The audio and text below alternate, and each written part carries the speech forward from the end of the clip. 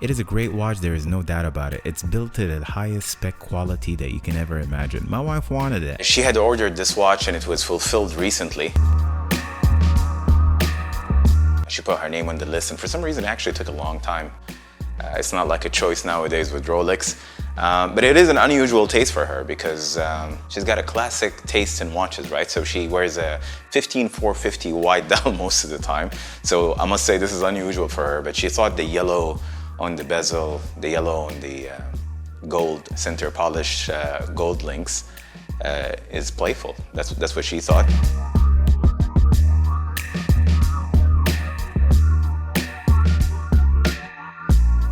So honestly, I don't want to go through all the specs. We all know them very well, but this is the watch that had come out in September 2020 in a 41mm case size. So this is the version. It wears very nice and completely replaces the previous gen. One of the cool Submariner, something with a little bit of flash that suits all occasions as well. This is not a bad watch. This is a really cool watch. I mean, not that we have any choice now, of course. It's not like we're spoiled for choice. You could just go get whatever you want. I'm personally not a fan of this combination. I much prefer the two-tone with the sunburst blue dial, or even the full-blown gold with the blue dial. It's not my taste. It's not something I would go for. I would rather even consider the blue dial, two-tone, bluesy with the sunburst blue dial. I think it's fun, louder, and again, blue dial is nice in general. The sunburst blue dial is not the best blue dial in the market. There are obviously better blue dials, like you can beat Vacheron. There was a video I've done recently, so check it out, it's in the description. But somehow on two-tone, for me, it would be a preference even over this guy. This is the more classic one, right? So this is that I don't care, I'll just get one sub, one classic sub, but it's also flashy. It's also a sport model. And of course, there's no question on functionality.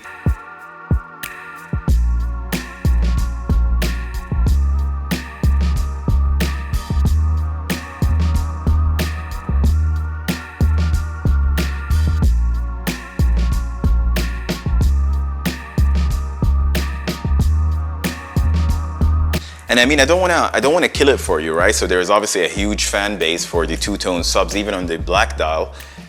There's a lot of people that like it and would want to pick it over the blue dial, and I completely support that. I don't want to kill it for you. It's still a very nice watch.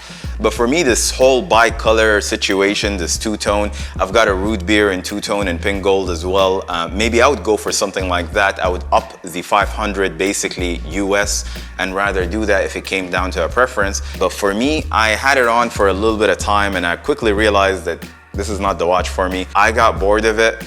But not to say, of course, that there isn't a huge fan base for the black dial on two-tone. This is a beautiful, beautiful watch. It is an awesome bracelet, however, and clasp, and the Oyster bracelet, of course, is my favorite. You guys know that very well. It doesn't feel as wide as it appears on the stainless steel model. Because of the center polish links, I think all of the new Submariners in 41 with the wider bracelet should have center polish links. That includes the stainless steels as well. This is the latest 41mm release, so you'll get the 22mm glide lock system. Glide lock clasp are significantly larger than the previous gen, and that is because, of course, the 2mm additional adjustment that you get on this system. But then again, tying that back to my previous point, they're in fact an elongated clasp on a wider bracelet that I'm completely against when it comes to the stainless steels, because they're just too plain. There's a lot of real estate there. I think it makes a lot more sense. It balances it, it evens it out when you've got center polish links like what we have here on this black dial two-tone. I would just add that polish links, as you guys know, scratch fast, especially when it's red or yellow gold. This is no exception. However, it is a very comfortable system, best in the market in my opinion, and I can say nothing but to commend its build quality.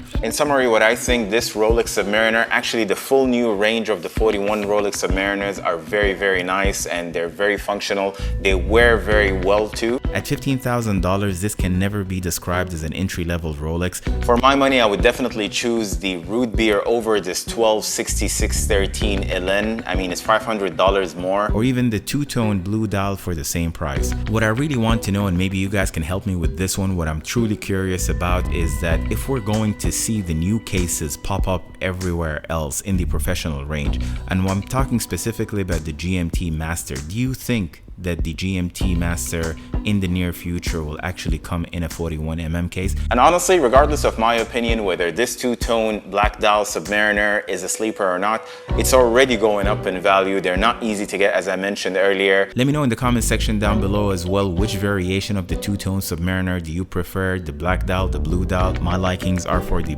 blue dial if I must pick one between them, but I'm also interested to hear from you guys about it. Would you pick this one over the blue if the blue dial was an option? So don't forget to subscribe, turn on the notification bell, and I'll catch you guys really soon. Take care.